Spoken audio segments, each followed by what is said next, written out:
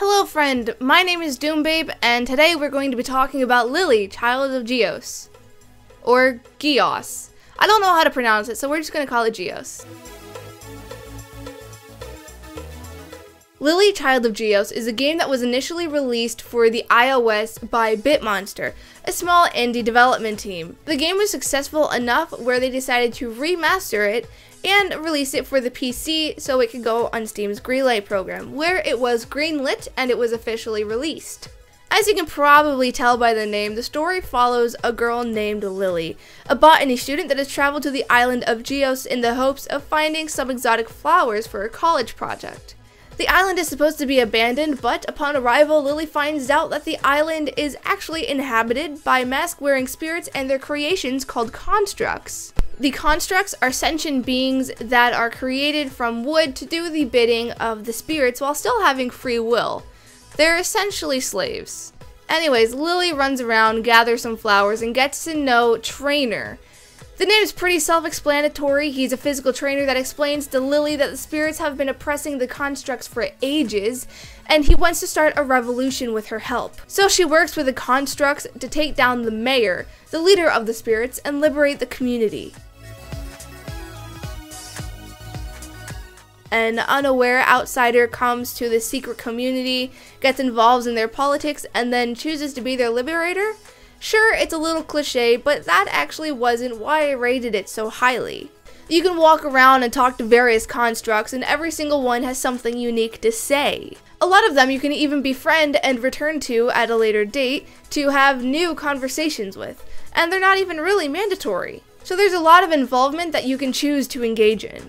If you do decide to go around talking to people, they say some of the darndest things. Looking at the game, you think it's made for children, but it's actually got a lot of mature humor in it. I don't mean it's like R-rated humor, like it's not mature in the sense where they make a lot of sex jokes. I mean it in the sense where you have to be a little bit older than like maybe the age of 12 or 13 to fully appreciate how funny some of this shit is. Mostly because they make a lot of snide comments. Anyways, there was one part in the game that really struck a chord with me, and it actually completely threw me off. When Lili is getting a gem to unlock a door that will take her into the next area, her mailbox construct friend pops up with a letter from a professor saying she needs to be at school immediately, otherwise she'll be dropped from the class. He asks her if she wants to go back to school and make a name for herself in the world, or stay and save the island and go off to be an adventurer. The choice is not made for you. You can pick up that gem and continue on your journey to liberate the constructs from their oppressors, or you can leave the island and go make a name for yourself as a famous botanist. And the game actually does not pressure you either way like you would think it would. The way that the scene is written emphasizes on how this is Lili's choice, and it doesn't try to influence the player in either direction. If you leave, that's the end of the game, and if you stay, the game obviously keeps going, but there's something in Lili that changes. Before she was doing this to save others, she was doing this not for herself, but she was doing it for the good of the people. But if you decide to stay, then that changes, so her motivation instead is her wanting to do this for herself, to change herself and her outlook on life. When that came around, I was stunned. I was actually completely thrown off that the game would throw a curveball like that at me. This is a very whimsical game. It's bright and it's witty and it just makes me feel happy. If I were to compare it to any other game, it would probably be Legend of Zelda Wind Waker. It just has that light and fun feeling to it, and that largely had to do with the soundtrack and the game design. The music really just sounded like... it sounded like it really belonged in an adventure game. It almost reminded me of Final Fantasy music crossed with The Sims 4 music, and I know that sounds like a weird combination, but it works. I just loved listening to the music while running around talking to the constructs and seeing what they have to say.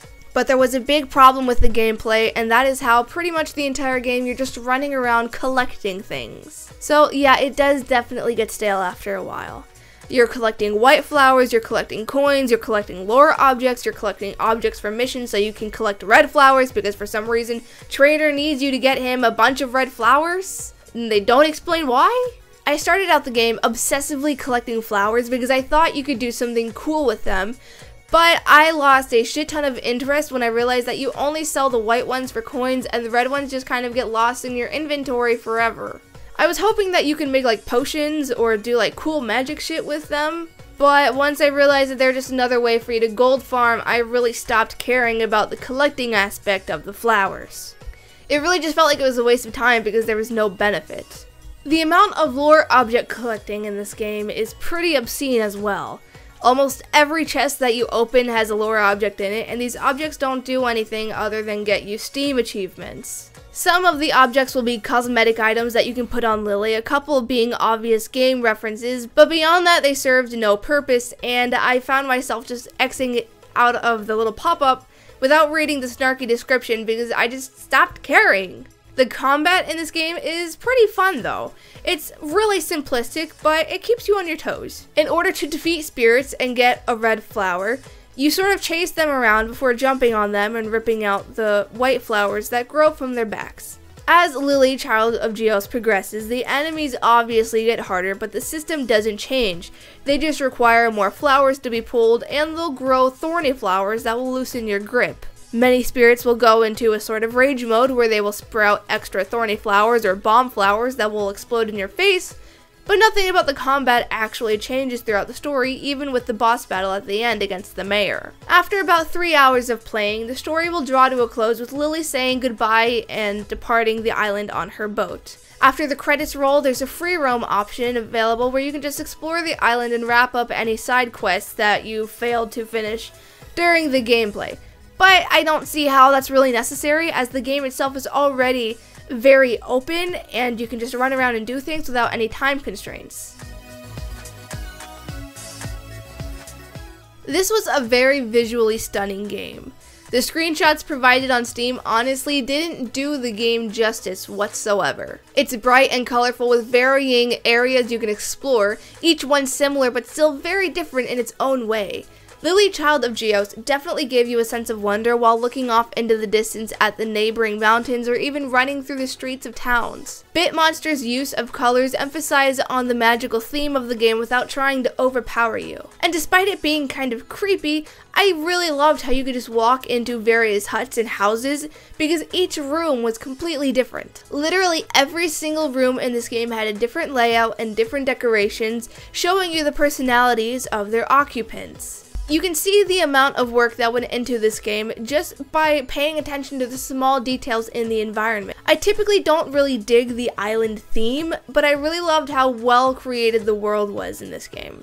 I honestly wouldn't have even known it was a mobile game initially just by looking at it.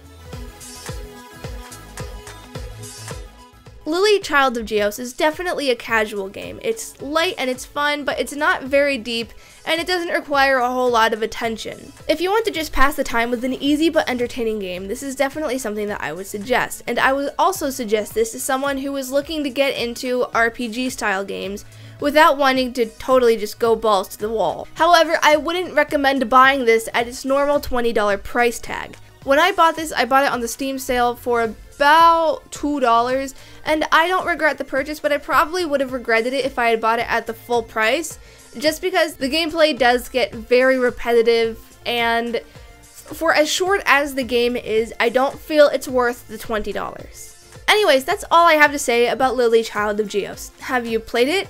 If you did you play it on PC or did you play it on the iOS? Maybe you're thinking about playing it. Let me know in the comments below. And what other games would you like me to review? Out of nowhere, like 5 people suggested that I start reviewing hentai games, which I don't know if everyone would be okay with that. But I will see you guys in the next video. Bye! But I don't think right now I can keep doing this because I'm not sleeping well and I'm anxious all the time and I've had depression.